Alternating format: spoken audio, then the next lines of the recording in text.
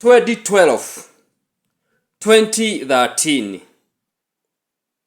I'm mentioning these 2 years because by then I used to serve the community as a teacher in different places and different capacities. And it is during one of those times, I remember, in one of the lessons, when I was teaching something to do with indigenous religions in Kenya, following the syllabus, and that particular day I was talking about the Akorino. And Anne was among the pupils that I was taking through the lesson. And contrary to other lessons, which were somehow complex, like maths and stuff like that, she never used to ask those questions. But on this particular day, she was very interested in the topic and never asked any question, by the way, until the lesson was over. Then I saw Anne with her friend coming to the teacher's table, and she asked me. And she asked me in Swahili, and I'm going to translate. Nani huwa anafunza father kuhubiri?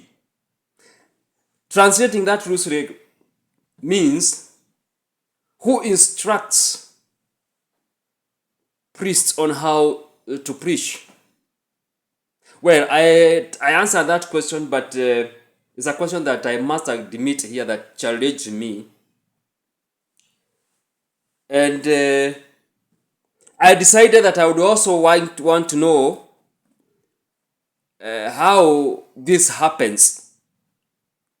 And this is the time I came across this book here and others that I have talked about elsewhere, if in case you search online using TPOOPA, TPOOPA, and any of the link is going to take you to a place that is also going to recommend you to another place, maybe another place, and I'm very certain you are going to get this article. In case you don't get it, just don't be afraid to write me an email and I'll send you a link. Send an email to tpoopaman@gmail.com and I'll send you the link. Then I have talked about that incident. So, Giving Good Homilies, a communications guide for more effective preaching by J. Cormier. So, one of the things that I loved about this book is that this man J is not even a theologian, is not even a priest, is not even a pastor. Yet he has written so authoritatively. And you would imagine that he is a man of the pulpit until perhaps you come at the back here and see who J. Cormier is. And one of the things that I picked from this book and perhaps might also help you is towards the end of the book where he says, find your Becky. Many a times when we talk about public speaking, which of course I must admit that is not very simple to most people, even to those experienced people, at times they feel as if they are experiencing some butterflies inside their stomach. Public speaking is not simple, but J is recommending something to priests, and I believe this also goes out because even as I'm doing this, I'm not reading this because I'm a pastor or I'm in the process of becoming one. Anyway, I'm just a lay person who just happens to be curious about so many things here and there. And J says that look for a Becky in the crowd. And who is a Becky anyway?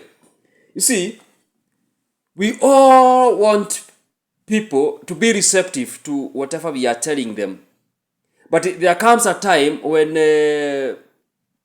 out of design or default or whatever things, stuff like that, you see people are getting bored and they start leaving as you talk. You feel bad inside you unless you are not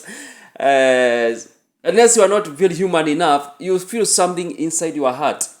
So when that happens, J is saying, look for a Becky. Look for a Becky. I've talked about this feeling, looking for a Becky in the crowd. And for me, as I speak today, I know it has really helped me.